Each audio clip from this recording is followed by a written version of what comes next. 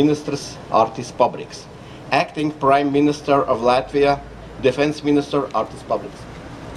Prezident kungs, ebreju kopienas Latvijā pārstāvji, ebreju kopienas vadība, vēstnieki. Šodien mums ir kārtējā smagā diena, jo mēs pieminam vienlaikus divus zaudējumus. Viens ir zaudējums ebreju kopiena un katrs tas indivīds un cilvēks, kas Latvijā piederēja pie ebreju kopienas līdz Otrajam pasaules karam. Un otrs ir zaudējums visai Latvijas nācijai, jo tie ebreju izcelsmes Latvijas pilsoņi, kurus nogalināja nacistiskais režīms Otrā pasaules kara laikā, viņi visi bija mūsu nācijas sastāvdaļa šeit, viņi bija Latvijas pilsoņi.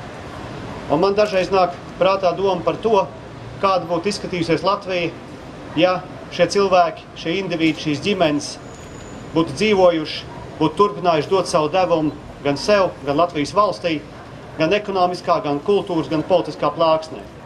Un es gribētu teikt, ka tas ir viens milzīgs zaudējums, no kā īstenībā mūsu valsts līdz galam arī nav atkopusies. Tāpēc es gribētu teikt, ka mums ir trīs galvenie uzdevumi, kas mums joprojām ir jāpilda. Pirmais, mums ir jāturpina atcerēties. Atcerēties tos cilvēkus, kur tika mums atņemti, kur tika nogalināti šajā holokaustā, pieminēt viņus.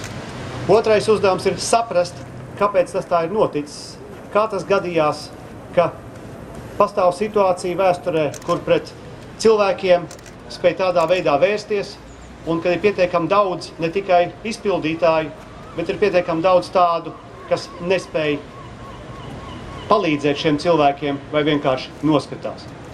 Un trešais ir panākt, lai mūsu politiskā sistēma, mūsu demokrātija gan valstī, gan reģionā būtu tāda, kur nekad nekas tāds nebūtu pieļaujams.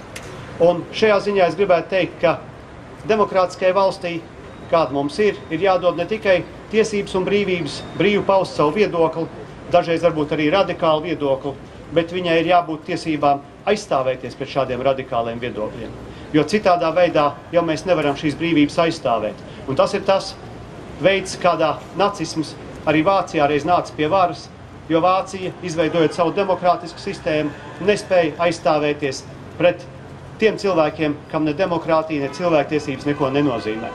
Un to mēs varam panākt tikai caur izglītību, caur stāstīšanu, caur atcerēšanos, lai mūsu jaunie pilsoņi šeit, neatkarīgi no mūsu etniskās izcelsmes, nekad vairs nebūtu klusām stāvot, noskatīties uz šādām lietām vai nedod Dievs vēl tādās lietās piedalītos.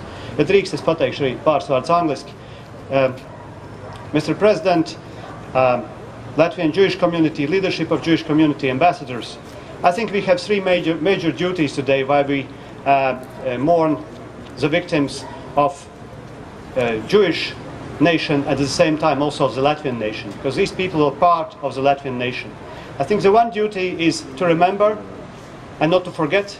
The other duty for us is to understand why it happened, that there are people who executed others, there are people who are standing by in silence, and the third thing is that we have to be enough active, never ever allow such things again to happen either here or somewhere else, and this is done through education and also through strengthening of our democratic system, because democracy means not only that you are allowed to express different views, but that you are also able to defend democracy against extremism and radical views, so that never ever again repeats such things either against Jewish ethnic group or any other ethnic groups or individuals. Let's do this, and I think we will live in a peaceful world and democratic world.